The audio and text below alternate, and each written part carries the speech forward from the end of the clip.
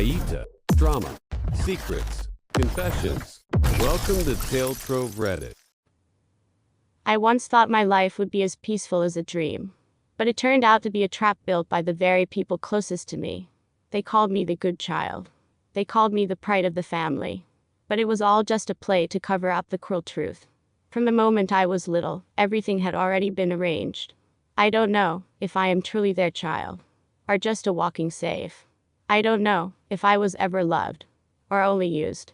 The day I uncovered the truth, my heart exploded inside my chest. It wasn't just a shock. It was an earthquake that destroyed every belief I had. And from that moment on, my life took a turn no one could have imagined. You hear it. The whispers in the dark. They don't come from a stranger. They come from the most familiar voice in your life. Subscribe to the channel right now before the truth is buried. Comment, I want to unmask it. And share this video, because no one can escape the shadows inside their own home. My entire childhood was wrapped in a dazzling facade. From the outside, my family looked so perfect it made the neighbors jealous. Dinner was always filled with laughter. Family photos always sparkled like they belonged in a magazine. I wore the finest clothes, went to the best schools, and had everything a child could dream of. But it was only the front. Behind those smiles were cold calculations. Behind every compliment was an invisible trap. I wasn't a child. I was an investment. Every A+ I brought home wasn't joy. It was a tool for them to boast. Every achievement I earned wasn't pride. It was a ticket they used to bargain with the world. Once, I overheard my parents talking. Their voices dripped with arrogance. "She's our insurance for the future." Those words fell into my ears like a knife. So from beginning to end, I was nothing but a profitable project. I laughed in bitterness, as I realized the harsh truth. My family didn't love me the way I thought. They loved what I brought them. And every time I failed, their eyes changed instantly. Cold, distant, filled with contempt. Yet to the outside world, we were still the perfect family. We still wore that dazzling mask, making anyone who looked at us sigh. I wish I had a family like that. They had no idea that inside that house, I was a prisoner locked in a golden cage. The facade of happiness was too perfect. So perfect, that sometimes even I almost believed I was truly happy. Until the day the truth came out, and everything collapsed. With nothing left to hide it anymore. Do you dare tear off the mask the whole world believes in? Subscribe now, and I'll tell you about the very first moment when that wall of lies began to crack. Everything seemed unshakable. Until that fateful day. A lavish family party. Candles glowing. Glasses of wine shimmering. Everyone laughing, toasting, as if we were the happiest family in the world. But right in that very moment, the first crack appeared.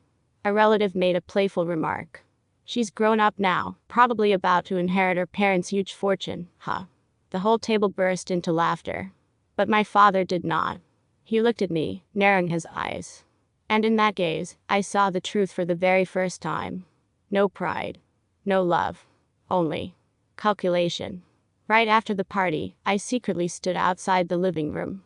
I heard every word. "We need to keep tighter control of her. If we let her go free, our money will vanish." I froze. So the love I'd been given all this time was nothing but a sweet chain. That night, I didn't sleep. Every memory came rushing back. My mother's gentle smile. The encouraging pats on my shoulder. The words, "You are the pride of your parents." All of it suddenly turned into a scripted lie. I realized. I wasn't a daughter. I was just a pawn. A pawn on the family's chessboard. In that moment, a deep crack opened inside my heart. I could never look at my house the same way again. Every wall, every object, every family photo hanging on the wall. All became false. And I knew. Once the first crack appears, nothing can ever be fixed again. Have you ever uncovered a truth that made your whole world collapse? I will show you how, from a single crack. An entire castle can crumble in the blink of an eye. After that night, I began to see everything with different eyes. But because of that, I made a mistake that could never be forgiven. I dared to ask my father a question. One I should never have asked. "Dad, are you ever going to give me back my money?" The air froze instantly. The room fell into a deadly silence. My father's eyes darkened, as if I had just broken the ultimate taboo. And then, he raised his hand. Before I could react, that hand came crashing across my face. A slap. Not just against my cheek, but against the childhood trust I once held. The entire house trembled. My mother rushed forward, but not to protect me. Rather to save his pride. Don't talk back. Everything we do is for you. For me. A slap to remind me the money isn't mine. A slap to turn me into a puppet in their hands. In that moment, I saw everything clearly. My cheek burned, but my heart burned hotter. I was no longer the little girl sheltered by her family. I had become the enemy within my own home. I ran to my room and slammed the door shut. Looking into the mirror, I saw the red mark etched deeply on my face. But that mark didn't scare me. It awakened me. I whispered to myself, "This will be the last slap of my life." I swear it. Have you ever taken a slap not by a hand, but by the betrayal of your own blood? If my story resonates with you, subscribe right now. And leave a comment. I've been betrayed, so I know you, too. Dare to face the truth. After that slap, I thought everything would explode. I thought I would scream, fight back, walk out of that house. But no. What I got in return was only silence. My parents said nothing more. They acted as if nothing had happened. They still smiled, still sat at the dinner table, still asked me, "Are you tired from school?" My mother even placed food into my bowl, her voice so gentle it felt fake. And me. Sitting there, choking on every bite, unable to swallow. That wasn't care. That was a wall of silence. A wall tall, cold, and suffocating, built to bury every crack. But the quieter it got, the louder I could hear. I heard the disdain in their eyes. I heard the words "you owe us" in every breath my parents took. And I heard rebellion rising inside my chest. That night, I lay in the dark. I didn't cry. There were no more tears left to fall. I only clenched my teeth, listening to my heart pound with strength. I understood a brutal truth. Family is not always a safe place. Sometimes, family is the cage that traps you, tighter than any iron bars. I wanted to scream so the whole world could hear. I wanted to smash that wall of silence. But I also knew, if I did, I would have to pay the price. And I was ready for that price. Have you ever been forced into silence, even when your heart wanted to scream? If you've ever lived behind a wall of silence like me, subscribe right now. And comment. I want to break the wall, so I know you, too, are searching for a way out. That night, the house was quiet to the point of terror. The ticking clock stabbed into my brain like a knife with every second. Outside, the wind howled through the cracks of the door, long and sharp like a warning. I sat up. I didn't turn on the light. My heart pounded so hard it felt like it would shatter my chest. I knew. If I stayed here, I would die slowly in silence. I quietly stuffed a few old clothes into my torn backpack. A bit of loose cash hidden under my pillow. And my journal. The only proof that I had truly existed, had suffered, had been betrayed. The bedroom door creaked as I opened it. I held my breath, my heart skipping a beat. In the dark, I saw the shapes of my parents asleep on the sofa. For a moment, I wondered. Should I go back? Should I keep enduring? But then, a second later, a cold question struck my mind. If I don't leave tonight, will I ever have a chance to live for real? I stepped forward. The sound of my slippers on the floor echoed like hammer strikes. Each step was a cut, severing the ties that bound me. The front gate. The lock rattled and clinked. My hands shook with sweat. But finally, the gate swung open. Beyond it was the night. Cold. And free. I didn't know where I was going. Didn't know what tomorrow would bring. But I knew this. It was the first night I breathed with my own lungs. No longer living like a shadow. No longer trapped behind a wall of silence. I ran. I ran like hell, as if the whole world was chasing me. And from that moment on, I was no longer the obedient child I once was. If it were you, would you dare leave everything behind on a night as dark as this? Subscribe now so you won't miss the next chapter of this journey. And comment. I will run if you too have ever longed to escape the invisible cage of your own life. Freedom isn't like in the movies. It's cold.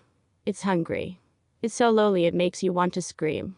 That night, I ran until my feet were bloody. I collapsed at an old bus stop. No fancy suitcase. No fully charged phone.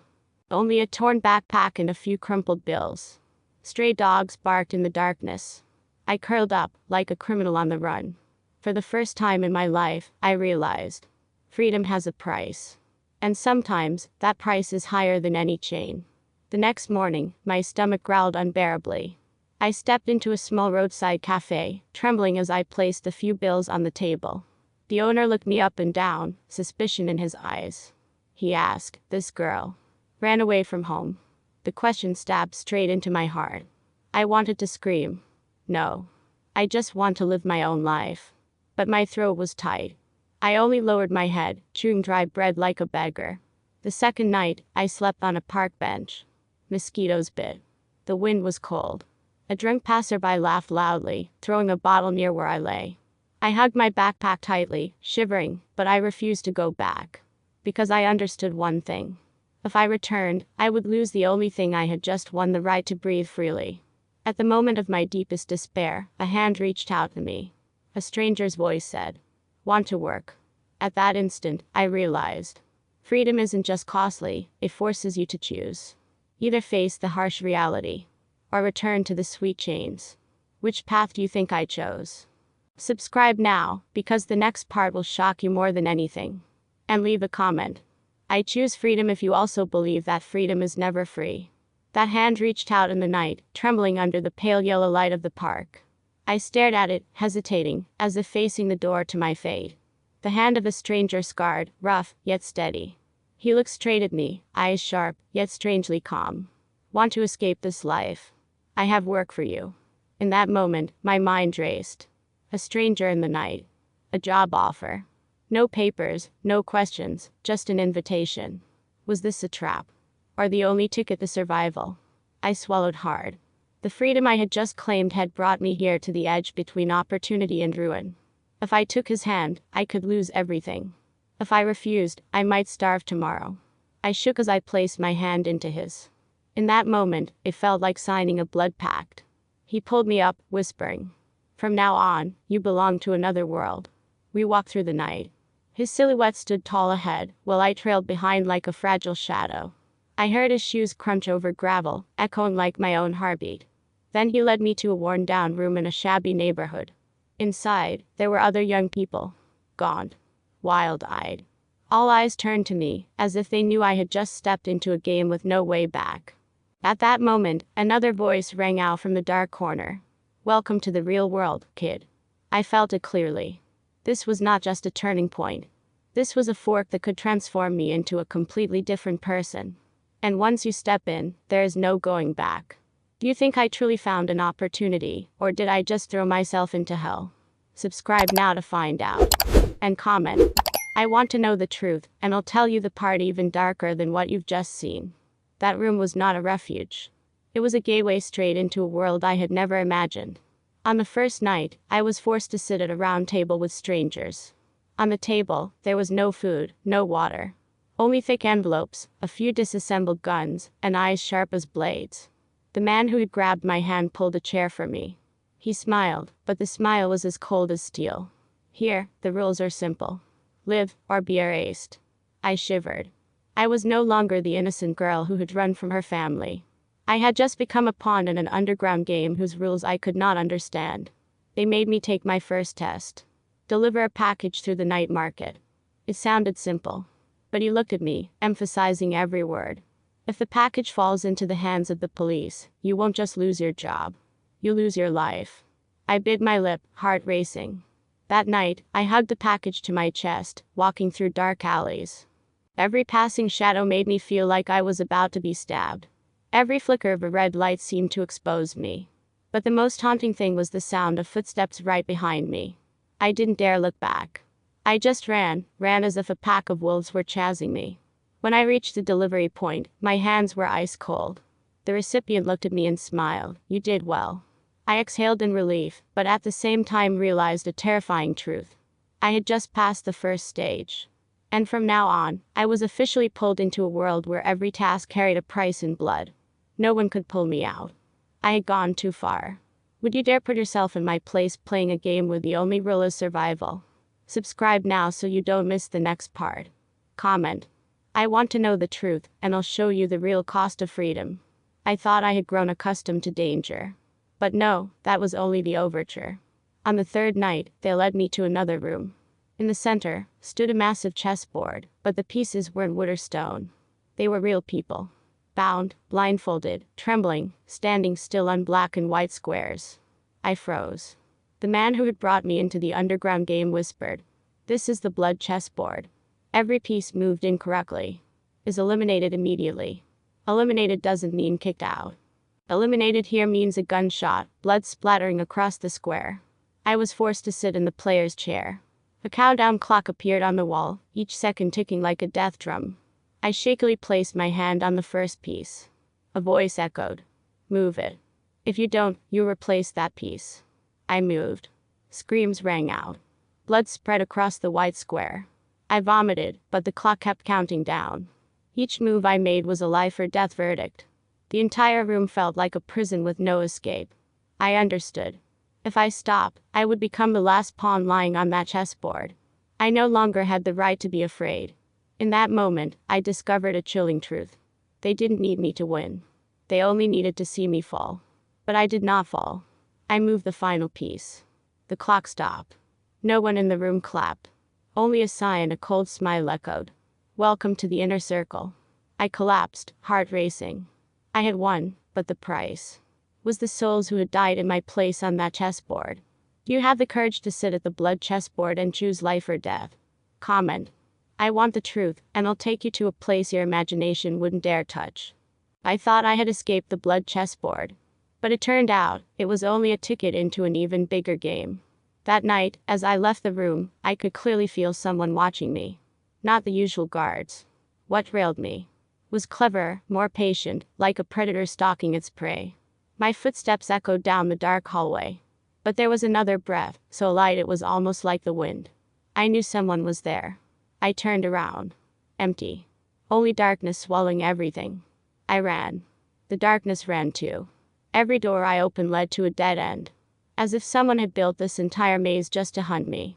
Then he appeared. A tall man, face hidden behind a cold iron mask, eyes glowing red like a nocturnal beast. No introduction needed, I understood. He didn't come to talk. He came to finish me. A whisper echoed in my mind. He is called the Shadow Hunter. No one has ever escaped him. He moved without a sound. But every time I turned my back, he was closer, as if he didn't walk, but shifted. I dashed into an abandoned room, heart pounding like it would burst. The door locked tight behind me. For a brief moment, I thought I was safe. Then the darkness in the room stirred. He had been there all along. I screamed. The darkness wrapped around me like invisible ropes. I struggled, feeling my breath being crushed. In that moment between life and death, I realized. He didn't want to kill me immediately. He wanted me to run. He wanted to hunt me. To the very end. Would you dare face the Shadow Hunter if he had you in his sights? Subscribe now to follow the next chapter. Comment. I am not afraid of the dark if you have the courage to walk this path with me. I knew I couldn't keep running. The Shadow Hunter doesn't tire. But I was about to collapse. Every step was a knife driven into my chest. Every breath was a trap tightening around my lungs. I understood. There was only one way. I had to risk everything. I found an abandoned room. Shattered glass littered the floor.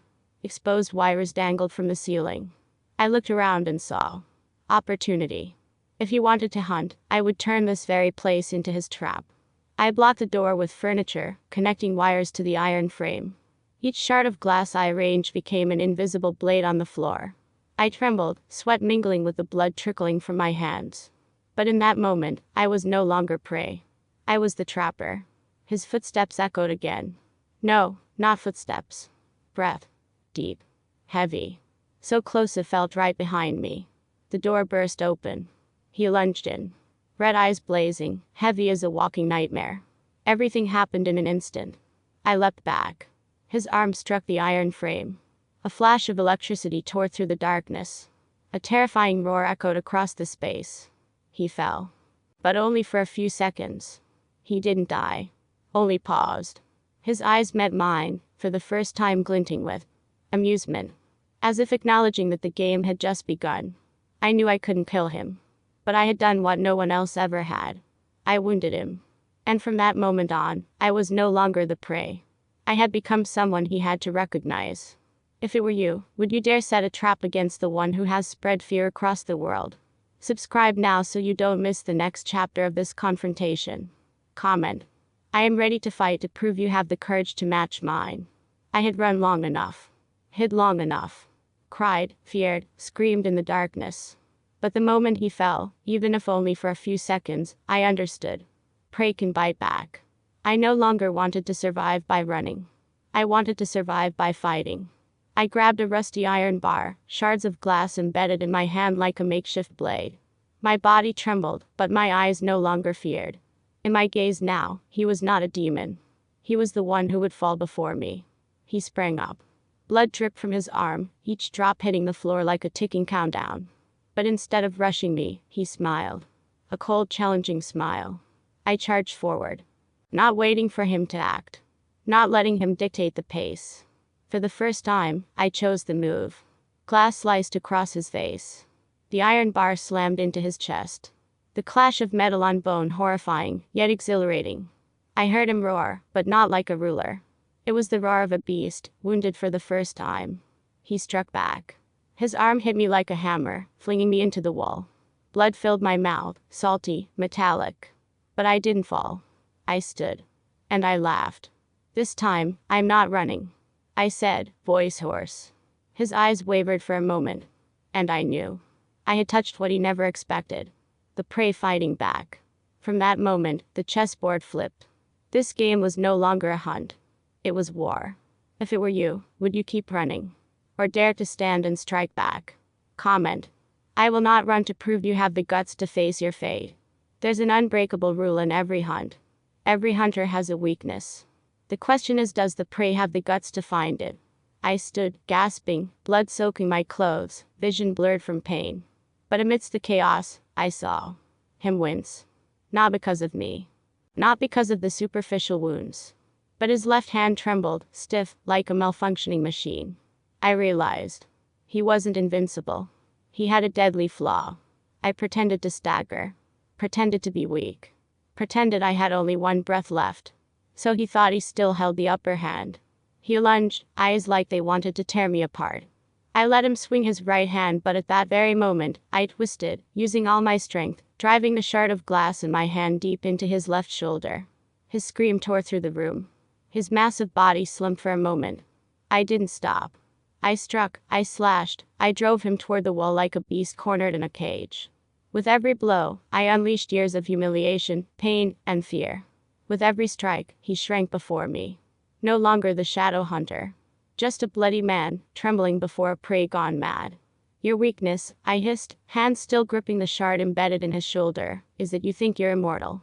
But even monsters feel pain. And you just let me see it. His eyes widened. For the first time, I saw something resembling fear. A fragile moment, but enough for me to know. I was no longer at the bottom of the board. I was climbing. The game now wasn't about surviving by running. It was surviving by striking straight at the heart of the enemy. Would you dare to strike when you see the weakness of the one who has always oppressed you? Subscribe to the channel to watch the moment I flip the game. Comment. I see the weakness to show that you've recognized your own power too. The shard of glass clattered to the floor, spreading blood. He collapsed, breathing ragged, eyes dimming. I had won. But this victory had no fireworks, no applause. Only the chaotic thump of my heart and a yawning void devouring my soul. I looked at my hands. Covered in blood. I couldn't tell if it was his or mine. I didn't even feel my left arm, where a blade had cut me earlier. My body trembled, my mind spun. I had escaped him. But in the mirror, I was no longer myself. The eyes staring back weren't those of a weak, fleeing girl. They belonged to someone who had tasted blood, who dared to kill to survive. And that terrified me. I wanted to scream, to cry, to collapse. But my legs moved, staggering out of the dark room, like a soulless machine.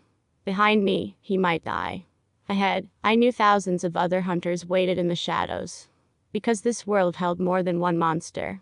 The price of my freedom was that I had permanently lost a part of myself. The price of survival was that I was no longer the person I had been. I had become another version. More dangerous. Colder. And perhaps more ruthless. I realized a harsh truth.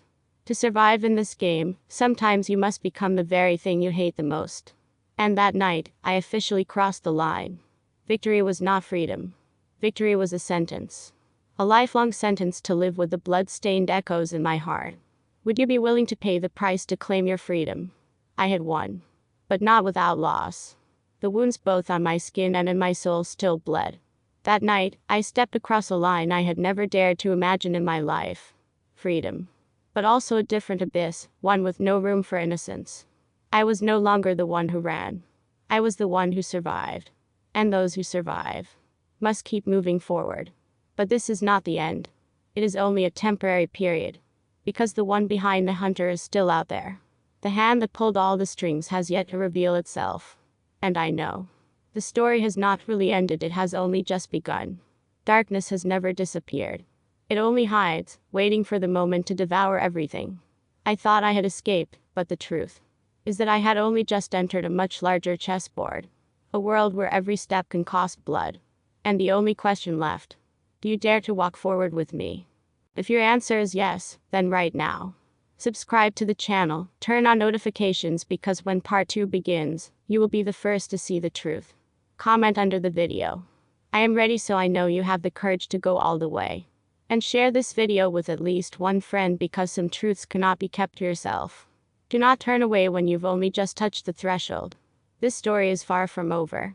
It has only just begun. And from this moment, you are already a part of it.